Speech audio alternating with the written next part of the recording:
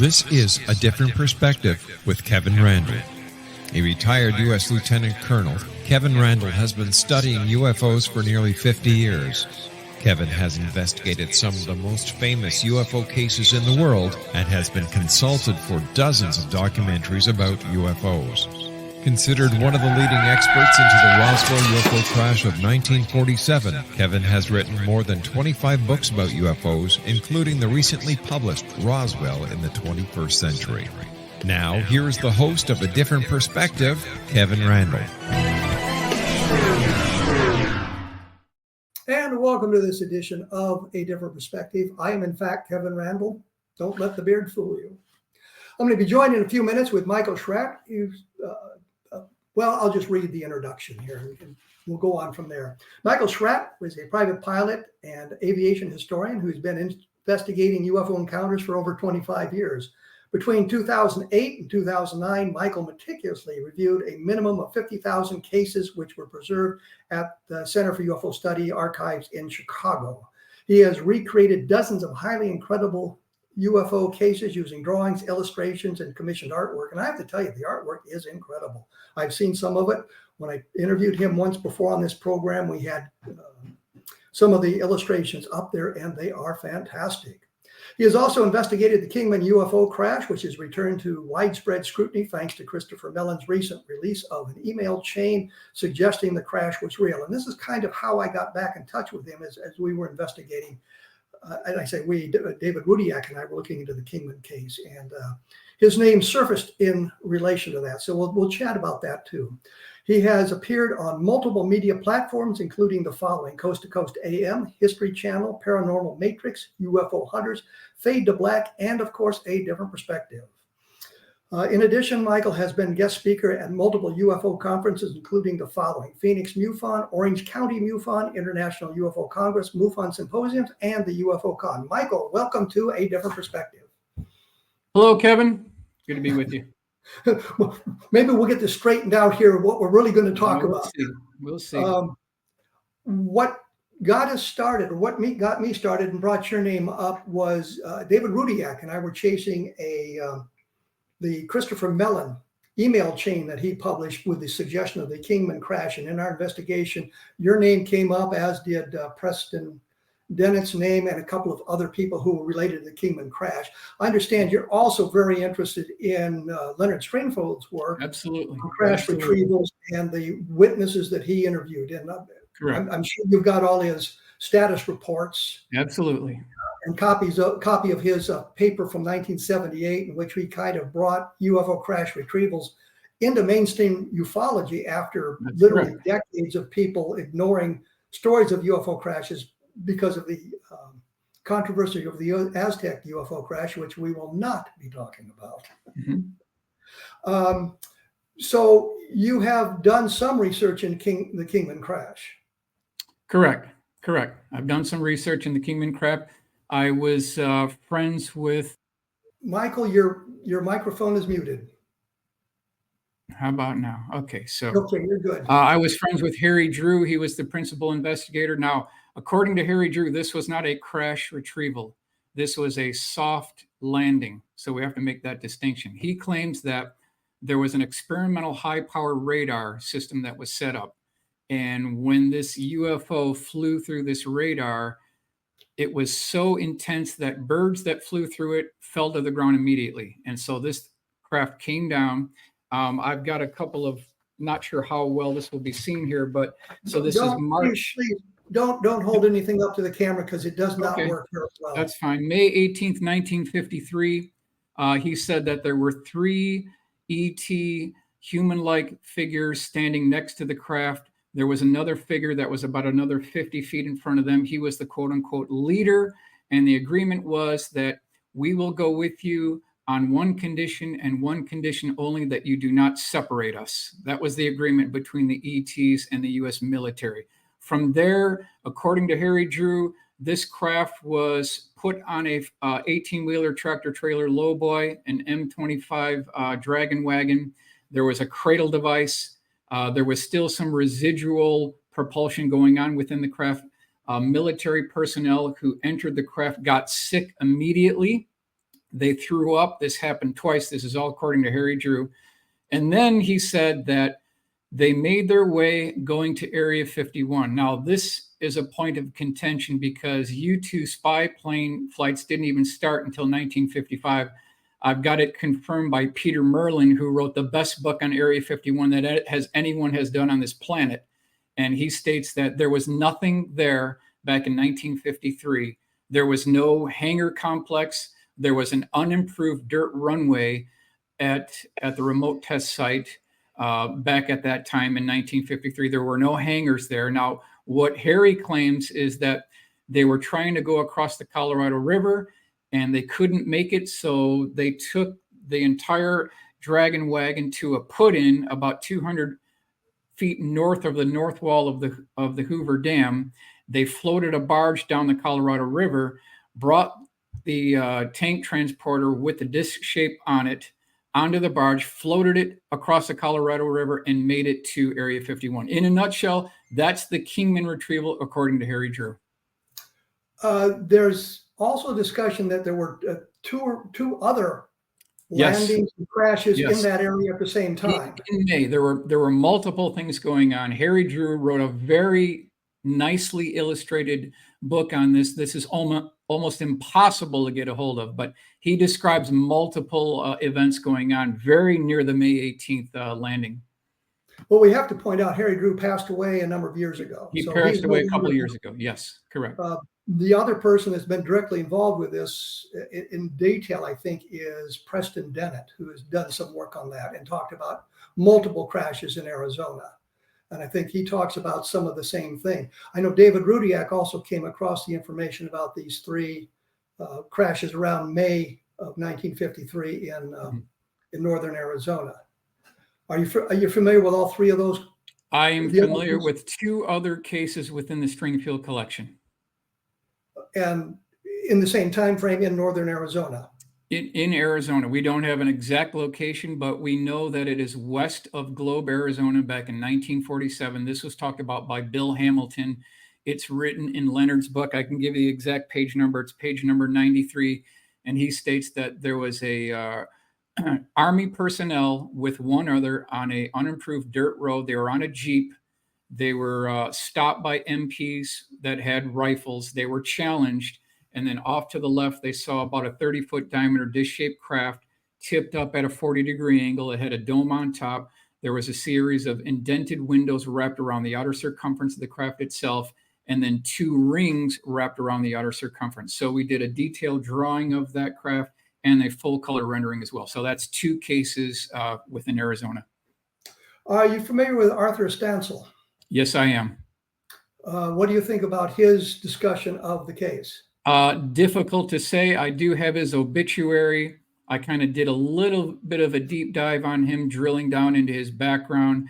He talks about him being Operation Knot Hole. He was involved in the atomic explosion experiments. He was certainly involved in that. Also, what Harry Drew stated is that when a team of 40 engineers and specialists got on a bus in Phoenix, they drove all the way up to the landing site. It was still dark when they got there. And according to Harry Drew, each person got out according to their expertise. So if you were someone that knew about landing traces, you would go here. If you were an atomic bomb expert, you would go over here. This is how Harry Drew laid out this case. Now, we have to point out Arthur Stansel has an incredible background. I mean, he was an engineer. He did work at Indian Springs Air Force Base, which is in Nevada. And his story is he came from Indian Springs. That's correct. To Phoenix. And they flew to Phoenix. They picked up another 15, and then they went northbound. They went, and according to him, the bus windows were blacked out. That's correct. They weren't supposed to talk to one another. And you said they were brought off the bus based on their expertise. That's what Harry Drew said, yes. But there was also a point where Stansel suggested as they went back into the bus, their names were called off, giving the names to everybody who was on the bus. I'm not familiar with that part of it, but I also know that he said that they were sworn to secrecy and they were told that this was a top secret military aircraft that they would be looking at. I had a question. Do you have Ray Fowler's file on? Yes, I do. I have it right with me right here. The entire file? The entire file. Mm-hmm. Including the story about the contacts? Whatever I was given from Harry Drew and everything I pulled up from QFOS, that's what I have. Are you familiar that Stansel talked about extensive contacts, astral projection? I guess I'm not familiar with that part of the account. Well, I asked this question, and I don't blame you for this, but I asked this question because going back through my file, I've got the complete file that Ray Fowler put together, and you've got an extensive interview by the two teenage boys who first talked to Stansel about this, and then Ray Fowler has a transcript of that in there, and the second part of the transcript is called Contacts of the Man with the Contacts or something like that, and I see no reference to it except what I eventually found and put up on my blog, where Stansel is talking about how he and a group of people in New Jersey, paranormal people, that's not really for paranormal, researchers, people with an interest in the paranormal, got together on Sunday evenings and discussed this sort of thing, and they got into astral projection, and Stansel was talking about how he had projected himself onto a alien spacecraft that had been traveling for 1,000 years, and it was sort of a prison spacecraft, and he interacted with the aliens. You're unfamiliar with that part of the story? I'm not familiar with that. No. So you have Ray Fowler's file, but you do not have that information. I guess I don't have that information. No. Which is important because it suggests that Harry Drew edited the file. I don't think Harry Drew would do that. That's not his kind of thing. He wasn't that kind of person. He was a legitimate librarian archivist, and they trusted him so much that they sent the original microfilm reel to Harry Drew, and he took a photograph of that, and it's in the book. Unfortunately, like I said, it's a very rare book, and I haven't been able to find a copy of it. It's 7 Days in May or something like that. That's correct. Not to be confused with the movie, which was a plot to overthrow the presidency in the 1960s, called 7 Days in May, starring Burt Lancaster and Kirk Douglas, for those of you keeping score at home. But I'm interested in that file that you have. You have a Ray Fowler file. It's got an illustration of the craft in there. It's got the interview with that. It's got some information that Ray Fowler gathered as well. But it's also got can't think of the names. Jeff. Can't think of the names of the teenage boys who first interviewed him. We'll get back to that after this, because I got to take a commercial break, and I don't mean to throw you this curveball here. I'm just trying to pin down exactly how much information is available in these places, because I think that's an important thing to learn. As I said, I'm here with Michael SCHRATT. We've been doing UFO research forever. We'll talk about Len Stringfield. For those of you interested, take a look at my blog at www.kevinrandle.blogspot.com, and we will be back right after this. And we are back. Sorry about that, folks. I wasn't paying attention. I was looking for something on a book. I've got 2 iPads going here to do all of this stuff. Just to be clear on this, you have Ray Fowler's file. You have the interview that the boys conducted with it that Fowler included in the file. You have the illustrations. I do not have the interview with Arthur Stansel. I've only seen what Harry Drew published in his book with the microfilm reel. And I've looked for that newspaper clipping, and that's very difficult to get. You got to get the original microfilm to get a copy of that. I'll have to go look at the file. I think I may have a copy of that in the file that Ray Fowler put together. I can send that to you later on. Sure. Provide you with that information. But there was nothing in what you have seen that suggested that Stansel had an interest in astral projection and was talking about. Not that I know of. Now, again, I'm skeptical about this case because of a number of reasons. There was no Area 51 back in 1953. The U-2 didn't even get started till 1955. They didn't even start flying until at least 2 years later. So for them to be shipping the craft to quote unquote Area 51 and 53, there was nothing there. There wasn't even a hangar there. So that part of the story, I'm very skeptical about.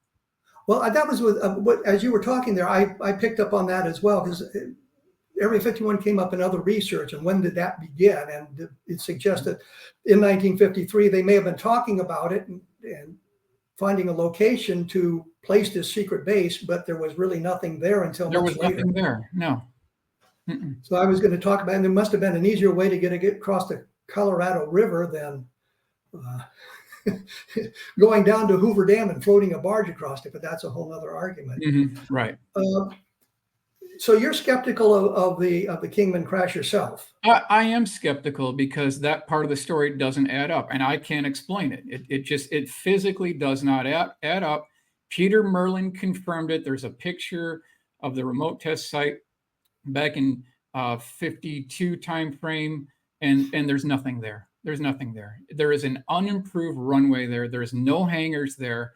So where would you bring a craft without even concealing it, without even protecting it?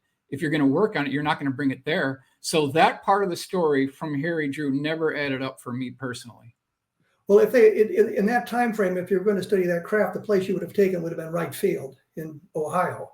That's Simply quite a because ways to go, but yes. Mm-hmm. that's where the facilities were to back engineer and research this kind of thing. The Air Material Command was there to do that, and a lot of the Roswell material went there in 1947. So, but it's not the same kind of thing where you had a complete intact craft, I think is where I was going with that. So you're skeptical of the Kingman crash, but you think that Harry Drew might have not had the complete Fowler file. Then is what I'm getting. I think it's possible Harry didn't have the entire story. The beginning part of the account seems to be accurate, but them shipping the craft to Area 51 when it didn't exist that time, that to me, we need to get some more research. We need more boots on the ground. Where did this craft actually go? That's where we need to find out. Are you familiar with the name Judy Wilcott? Judy Wilcott? Nope, I am not. Well, there goes my next line of questioning. You've got yourself out of that one. Judy Wilcott was a woman, back when I was doing some of the research into UFO crashes, and Kingman was one that I was looking into, and I was always worried because it was single witness, Arthur Stanzel. And Don Schmidt said, well, there's this woman, Judy Wilcott, who lived in the area at the time, and her husband had been involved in the retrieval operation. And then later on, he was sent to Vietnam where he was killed.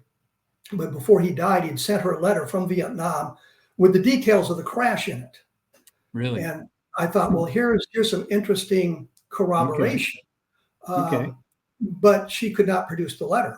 That's how it always is. Then the other thing is, I interviewed the daughter, and she said, no, my father was not killed in Vietnam. He's very much alive. This was a number of years ago. He's still very much alive. And then Judy Wilcott's story kind of trailed away there. So I don't think of her as a witness to any kind of witness to the Kingman crash. So I kind of eliminated her. Dennett's book talks about her, misspells her name. He misspells Stanzel's name for some reason. I haven't figured out That why. happens a lot. Yes. On my blog, I actually have a picture of his grave. So we know how it's spelled. Unless they misspelled it on the game. I'm going to backtrack just a moment. I'm kind of scattered here. You were talking about a case where people were turned back. Correct. Getting close to, I think Correct. that's called Secret Canyon UFO crash from August 4th of 1994. No, this is 1947. Leonard Stringfield, page 893 in his book. Which one? This is the one that William Hamilton had related to Leonard. And No. Which book? He's got a number of status reports. It's the entire compendium here. This is the book right here. That book right there. Oh, okay. All right. Yep. All of his status reports in one book. That's the book I'm talking about. Oh, I have all the status reports separated with nice autographs from Yeah. Springfield. So I have a question for you, Kevin. I have a question for you. I remember you told me years ago that back in 1991, Leonard maintained a collection of 22 bank boxes of original correspondence letters, drawings, contact info. Is that true? I don't think it was. He had loose leaf binders Okay. with that material in it. He had a whole bunch of those. And when he passed, some of them went to MUFON, but some of them didn't. And what happened there was right after he died, Stan Friedman called his widow and was trying to get that information, and it annoyed her. She withheld it from almost everybody at that time. Part of it has gone to MUFON. Part of it is being held by members of the family. So, but there's that kind of stuff, and he was very meticulous in keeping those records. So that record is out there, and it's something that I guess needs to be accessed because those are very valuable resources. Of course they are. Not all his cases are true. Yeah, that's probably true. Yes. Len Stringfield told me and Don Schmidt, I should say, that when we visited him at his home, that he felt his job was to collect these stories. He couldn't investigate them all, but he wanted to publish the basic information so maybe others would take over and follow up on those cases, which Don and I had done on a number of them, Kingman being one of them. And that was his point. He says, not all the stories were true. The Del Rio crash from originally 1948, Robert Willingham talked about that. Then it became December of 1950. And when I talked to Willingham, he wasn't sure whether it was 1954 or 1955. The details of Willingham's original story for Del Rio appear in the MUFON, well, it's not the MUFON Journal, it was Skylook magazine from March of 1968. It's on page 3 and it's one paragraph. And he's talking about how he was flying F-94s with the Air Force, and the DEW line picked up these craft crossing that, and that crashed just across the river from Del Rio, Texas, into Mexico. Problem was in 1948, when this allegedly took place, the F-94 was not operational and the DEW line didn't exist. And later on, the story evolved to cover all the mistakes until we got to the point where we learned that Willingham had not been a retired military colonel. He had been a low-ranking enlisted soldier who gets credit for serving in World War II, although he joined the Army in December of 1945.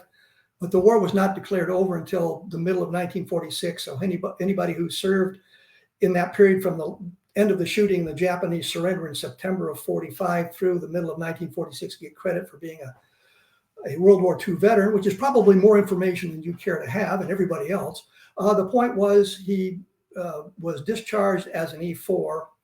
The Corporal Spec 4 is what it would have been, but he was never an officer. He was, in fact, in the Civil Air Patrol, which is an auxiliary of the Air Force. They do search and rescue. They have a cadet program. I myself was in it. Was why I recognized what he was doing there.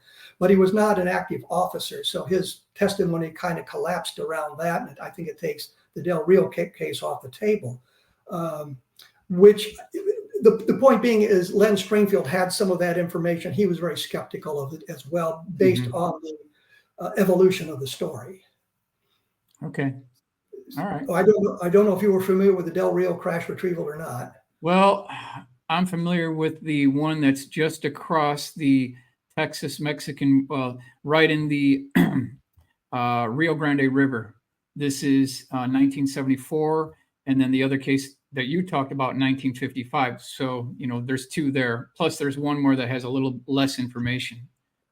I will say the one I'm talking about, which began in, I think, 1948, attached to Robert Willingham, is a hoax. We can eliminate that one make it a footnote in our research.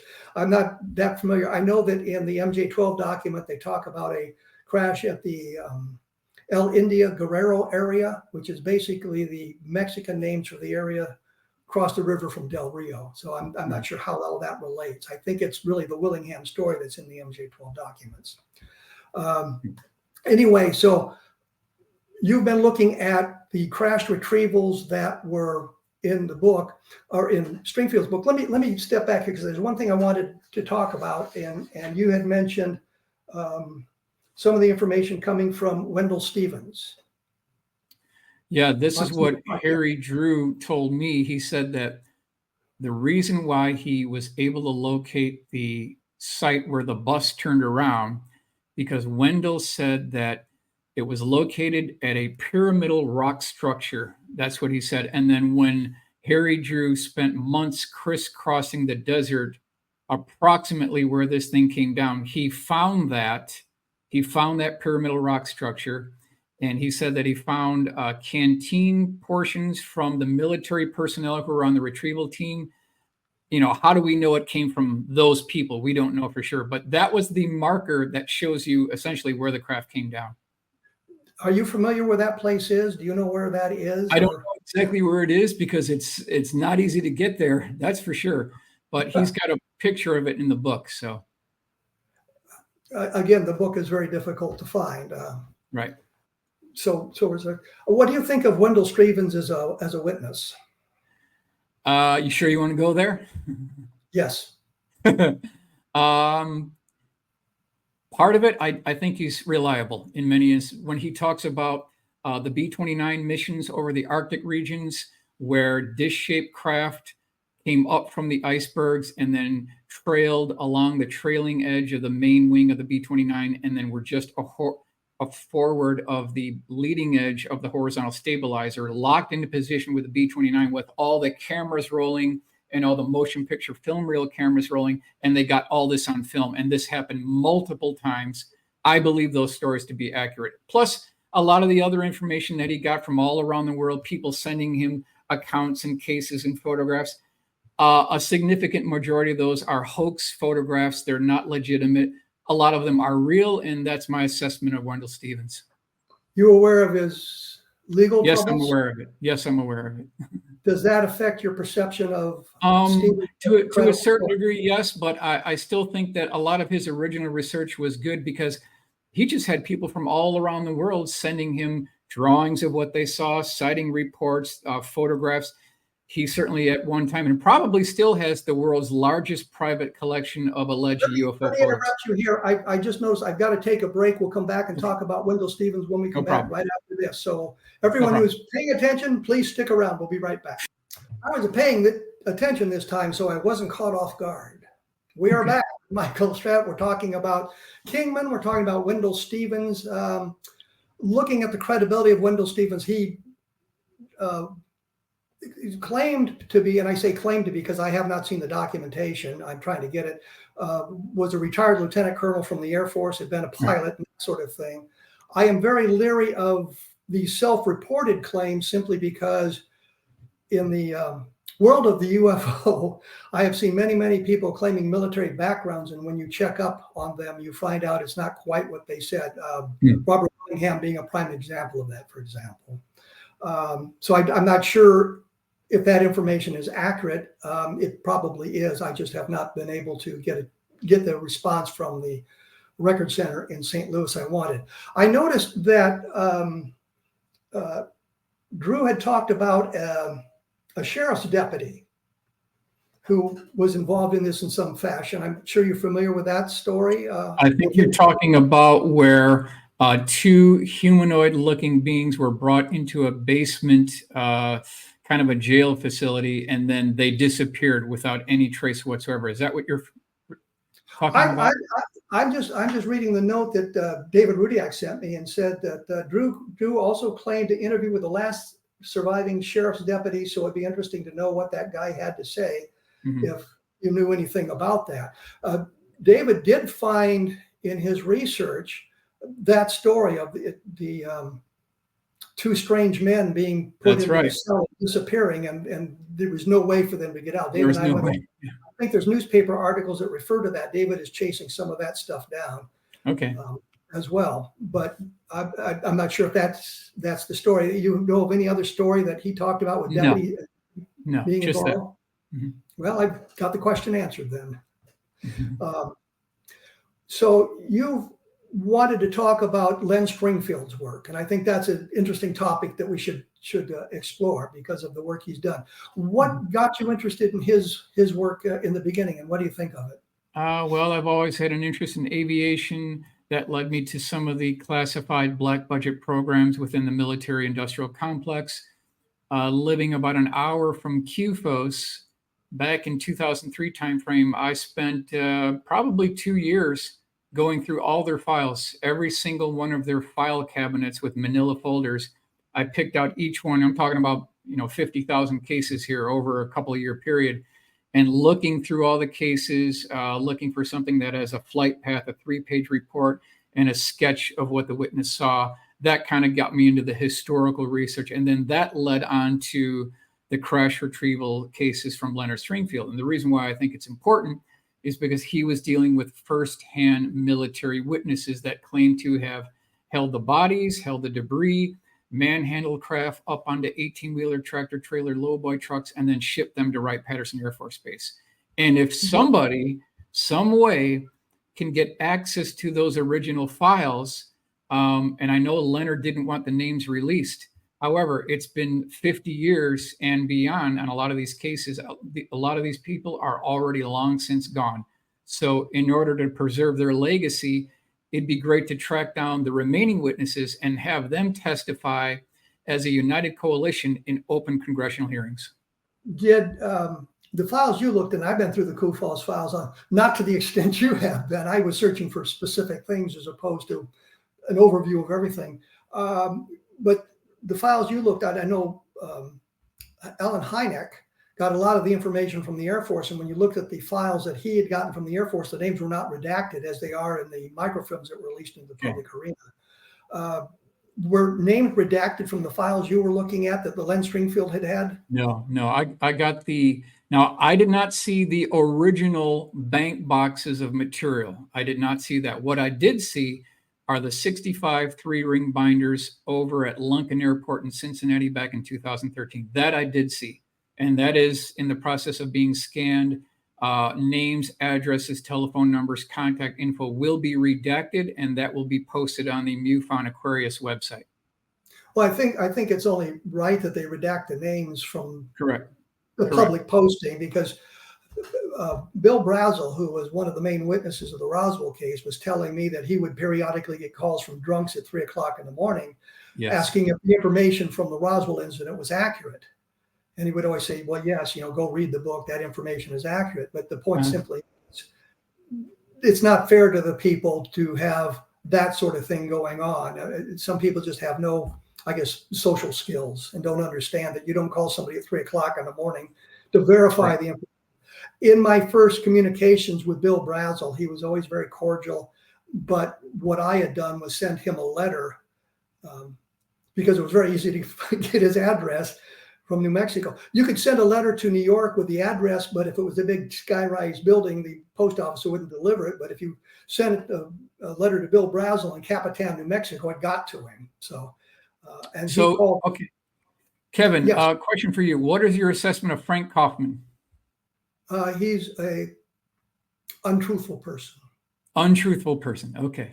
I have another name that I would use in polite company, or impolite company, I suppose I should say. No, I don't believe his story at all. I got caught by Frank Kaufman. We believe the story. We found his picture in the yearbook from 1947, proving he was on the base in 1947. Okay. I was always bothered by the fact he was in civilian clothes when he received a medal. I believe the medal is the World War II Victory Medal, which everybody got who served in World War II.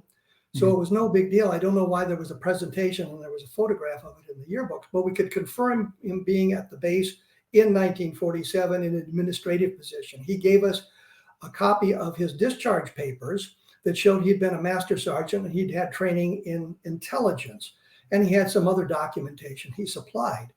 When we got to looking at this carefully, this is before I read a book called Stolen Valor. And in that book, it's about all these people claiming to be Vietnam veterans who were not. Right.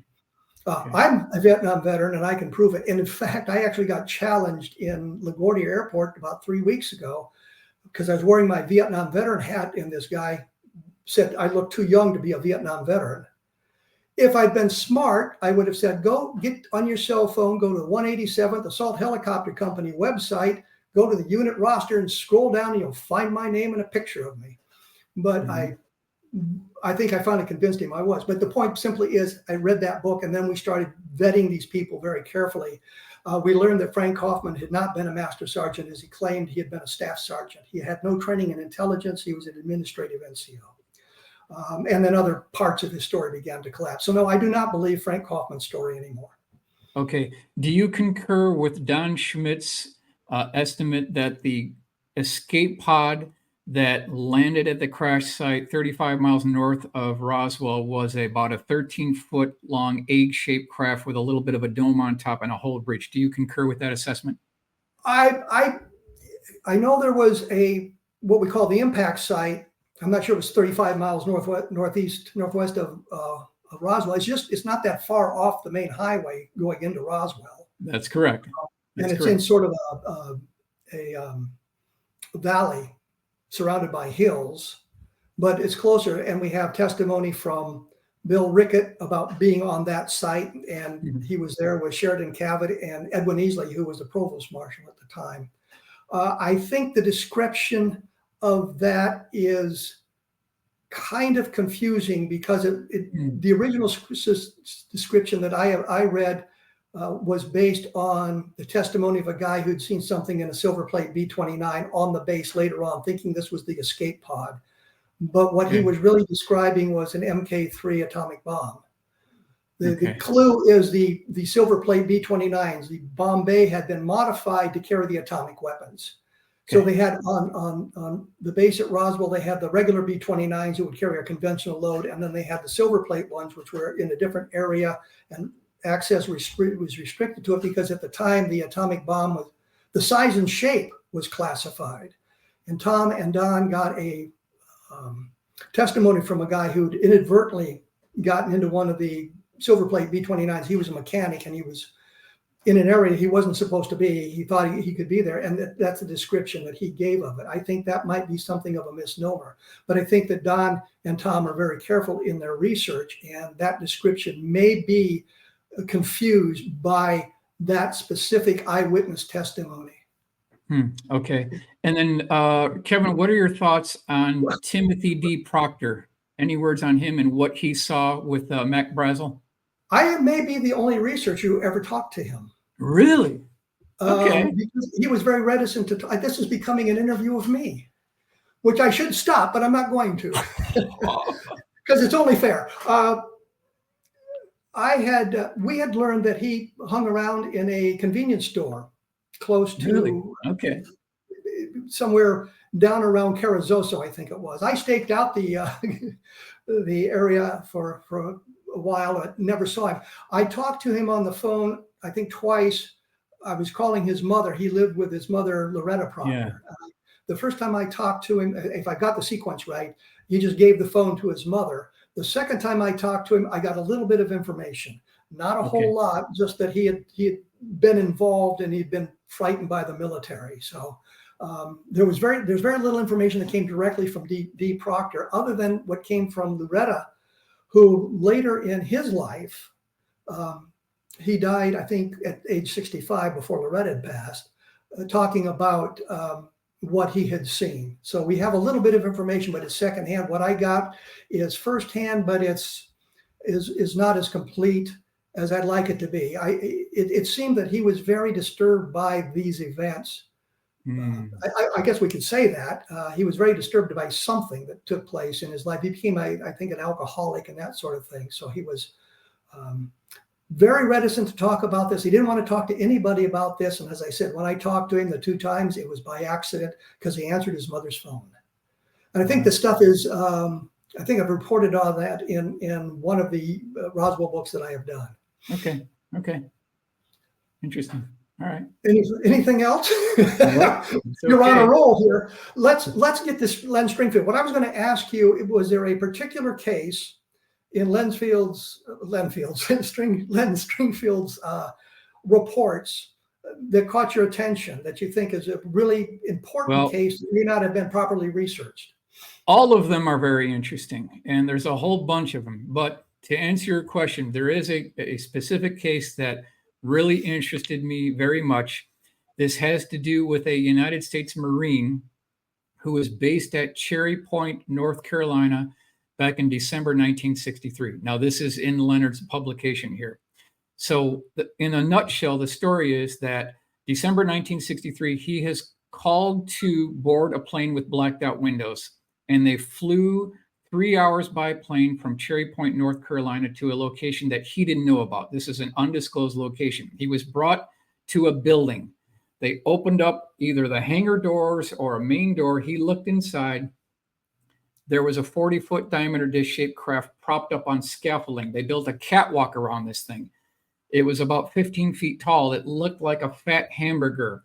It had 9 elliptically shaped opaque windows wrapped around the outer circumference of the craft itself. His job was to guard the craft for 2 weeks. He said that there were multiple teams of white lab coat technicians with color-coded badges. So if you had a green badge. Let me break in here because I'm up against the break again. Okay, no problem. Unfortunately, we'll come back with the scaffolding and the windows and the guards. I was going to ask you what his role was. We will be back after this with Michael SCHRATT, so please stick around. And I am back with Michael SCHRATT. Please notice I was paying attention this time and was not caught off guard. When we went away, you were talking about a Marine witness who was flown from Carolina to an undisclosed location, and he was brought in as one of the guards on the craft. That is correct. Now, so when we left, you were talking about the white coated guys, obviously scientists who were brought in to do their research. That's right. So he said that there were lab coat technicians, each had a color coded badge, and he proceeded to watch them take a diamond tip drill bit to the side of the craft. They could not penetrate it. They did the same thing on the opaque window. They could not penetrate it. They brought in acetylene torches. That didn't work. And then they brought in a laser back in 1963, December 1963. They placed the laser, shined it onto the craft itself. It bounced off the exterior and then reflected up and damaged the ceiling tile. And I contacted the gentleman who interviewed this Marine. He's the one who alerted Leonard Stringfield. So that's how Leonard Stringfield got a hold of this. Now, he said that this is the Marine here, directly below the craft on the quote unquote. Michael, your mic is muted. Once again. We're back on. Okay, so there was a white painted circle below the craft, and his job was to shoot to kill anyone who would try to breach that white circle. And then on the last day, near the last day, he went into the facility. There was nobody else there. So he was alone with the craft by himself. Nobody frisked him when he got in. So he brought a small Minox camera. He snapped a shot of this thing. The very last day on the job, he walked in, he saw that the craft was being moved off of its scaffolding, put onto a tractor trailer lowboy truck with tarps and chains over it, and was being moved to the next location. So in a nutshell, that is his case. I interviewed the gentleman who interviewed the Marine back in 1986. I bet I did about a 2.5-hour videotape with him, and he gave me his original notes. He gave me original sketches from the Marine, and I believe this to be a real case. What about the photograph? Photograph was lost in a flood back in 1983. Always the way. It's always, that's how it always is. Yep. I don't know how many times we've spent years, decades looking for any documentation on the Roswell case, and always we're just too late. I had one guy tell me that he had a rancher in the area had taken photographs back in 1947 with he had a strange name. And so Don and I went to the county assessor's office, and I said, can you search the tax records using the first name? They said, yeah. I gave it to them. They came up with 3. 2 of them were business. We went to interview the guy, didn't want to lead him in any directions, but the upshot is, no, we didn't get any photographs. So never seemed to be able to find that little piece of evidence that we really need. That's right. So you talked to the person who talked to the Marine. You have not. That is correct. Yeah, he interviewed the Marine back in 1986, and then he said, I've got someone that you need to talk to. And that's how this Marine talked to Leonard Stringfield, and it's in Leonard's book. But you have not talked to the Marine. Nope, I can't. I've been trying to find him for over 10 years. I just don't have the resources to track him down. I know where he lived back in 86. I know his wife's name. I know his state in the Marines, who he was, what his MOD was. I don't have his DD-214. So I don't have that information, but I think we've got enough to probably find that guy, but I just don't have the resources to do it. I don't have the computer CIA network databases to track the guy down. Do you know what rank he was? Ranky? No. No, rank. What grade he? Ranky. I think I could probably get that for you. Yes. Mm-hmm. I was just curious. It Off the strikes top me. of my head, I don't know what rank he was. It strikes me odd that they would bring somebody from North Carolina to guard this thing when they might have had resources much closer. We don't know where Nope. He didn't say. It's not in the report, but this is what he said. He said that he guarded the craft for 2 weeks. It was propped up on scaffolding, and this is very close hold. They could not get into it with diamond tip drill bits. They could not get into it with acetylene torches. There were lab coat technicians there. They all had color coded badges. It's a very detailed report. This guy gave me sketches from the Marine, and so I believe it to be a credible case. Although I can't find the guy, I don't even know if he's alive. Is there another shortly? Is there another? Because we're running out of time. Is there another case that? Sure. 1955, Wright-Patterson Air Force Base. Actually, this is 1953, Wright-Patterson Air Force Base. This is multiple times within the status reports that Leonard talked about. You probably, Kevin, know about this case. So this is a warrant officer at Wright-Patterson Air Force Base who stated that a 4-engine DC-7 cargo transport plane landed on the tarmac at Wright-Patterson Air Force Base. It taxied into one of the hangars. The hangar doors shut closed. And then on the port left aft rear side of the DC-7, there's a cargo entry hatch door that opened up. And then a forklift came over and started offloading these pallets. On one of the pallets, there were 3 wooden crates. All 3 on the top had their tops and lids removed. And he was close enough to look inside. And he said that there were 3 ET bodies about 3.5 feet tall, all wearing a one-piece tight-fitting flight suit. They had oversized head, oversized eyes, slit for a mouth, minute nose. He said one of them was female because it had breasts. And then he said that all 3 were being suspended off the bottom of the wooden crates by a white netting to protect them from the dry ice freezer burn below.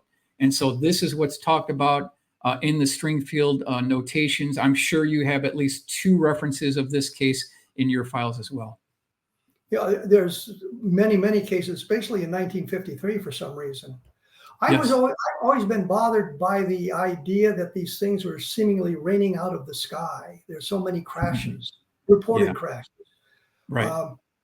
What do you think are 5 that you believe sincerely are real crash retrievals? Okay. Well, I believe the Marine case is correct. Although, I can't prove it. I don't have a piece of a glove compartment from a flying saucer, right? Like you talk about. The physical evidence is always the hardest thing in this because we're not going to move anywhere in this field. Any kind of congressional hearings or any kind of UFO meetings, we're not going to get anywhere unless we get the actual physical hardware. That is going to be the vehicle that facilitates disclosure. Anything less than that, we're going to be spinning our wheels. The United States government is going to keep on kicking the can down the road, and we're going to be here another 50 years and still not what's going on here. So we need to get that physical evidence. But what 5 cases are you really? Okay, so the 1963 case with the Marine, that's 1. The 1953 case with the warrant officer, that's 2. We've got a case in 1952 of an office worker who accidentally went into 2 do not enter double doors. She got into the basement vault at the Pentagon. She saw a pickled alien in a glass jar. That's 3. We've got the case that we talked about here in Arizona. That's in 1947. That's 4. A 5th one could be, there's another case in Arizona where a K-9 group was sent to an unimproved runway where this gentleman was supposed to guard kind of a temporary, quickly developed hangar facility, and he had to guard that facility. He got very curious one day. This is in Leonard's report. I've got the page number. He pulled open the flap, looked inside this kind of temporary hangar, and he said that he saw white lab coat technicians. He saw multiple tables around the area that had calipers, micrometers. There was like metallurgical testing equipment. Off to the right of the hangar was a walk-in freezer with body bags. And then in the center of it was about an 18-foot diameter dish-shaped craft with a low-rise dome on top. So those would be the cases, I think, that have some meat on the bones. But aren't they all basically single witness? They are single witness, yes. Unlike Roswell, where there's literally dozens of witnesses. You're correct. That is correct. That is correct. So what we're dealing with here is sort of accidental observations. In some cases, yes. And these are like onesies and twosies. These don't have like a whole lot of witnesses. Now, some do. Some other cases within the Stringfield collection, they do have more witnesses. But the majority of these cases, looking at them, he's dealing with one military witness. Now, there could have been other witnesses, but they never came forward. We haven't found them. With Roswell, or we haven't found them, yes. We had a single witness, and we went from there on that. Right. I'm running out of time here. Okay. You did a book with UFO illustrations in it? Correct. And the name of the book, and how can we get it? It's called Dark Files, A Pictorial History of Lost, Forgotten, and Obscure UFO Encounters. It's on Amazon. So if you just type that in with my name, it'll pop right up. And that's your only UFO book to date? That's my fully illustrated, full color book on UFOs. Yes. And those illustrations are impressive. I have to admit that. Thank you. Do you have a website or contact information? I really don't have a website because I'm small fries. This is a crusade for me. So, that's fine. I have a YouTube channel under my name. So just type in my name. My YouTube channel will pop right up.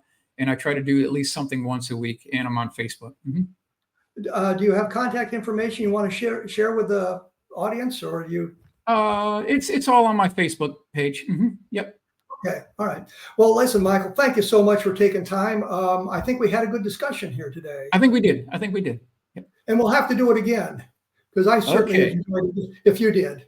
Thank you so much. And Kevin, I'm still your friend, Kevin. I'm still your friend. Yeah, I didn't do anything mean. Anyway, that was Michael SCHRATT talking about crash retrievals and Lynn Springfield. And the problem is looking at the information that David Rudiak and I had uncovered in the last couple of weeks. It seemed like he had more inside information than came out about that, especially about the Kingman case. I think we all sort of agree on a lot of this stuff, but that's the way it goes. I will admit, too, I lean toward the extraterrestrial on the Roswell case, and I point that out because people are always asking me, what do you really think? I look at the fact that we have eliminated all the terrestrial explanations, and we don't have a good place to go with that. The Air Force helped us out with that, by the way, in their mid-1990s investigation, where they corroborated that there was no good explanation except for this cockamamie Project Mogul explanation, which I think we've thoroughly debunked. Don Schmidt, Tom Carey, and I have debunked. The book would be Roswell in the 21st Century, which gives you a chronology of the events and how it all played out with some detailed information on MJ-12 and the Project Mogul, and why I believe it is not a good explanation since the flight was canceled, given the documentation which the Air Force found for us, and I always appreciated that. The other book is Understanding Roswell, which deals with some of the aspects that really haven't been discussed, like what happened to the people after they were involved in the case, or what was their involvement in the case, and what happened to them, and that sort of thing. I think there's some interesting stuff that is in there. I've of course, done a book on Level Land, which I mention all the time, which talks about the crash retrievals, but the electromagnetic effects, and literally the dozens of witnesses involved in the Level Land case. I've looked at the SCHRATT case in depth and found some new information there that I think is important. That book is called Encounter in the Desert. You go to Amazon, take a look at Kevin Randle, and you'll find a list of my UFO books, and you can decide if there's something interesting there. I also write action adventure as Eric Helm. If you type in Eric Helm, you'll find a bunch of books there as well. And if there's something that's interests you, take a look. I'll be back later on with more information about UFO. So thanks for tuning in.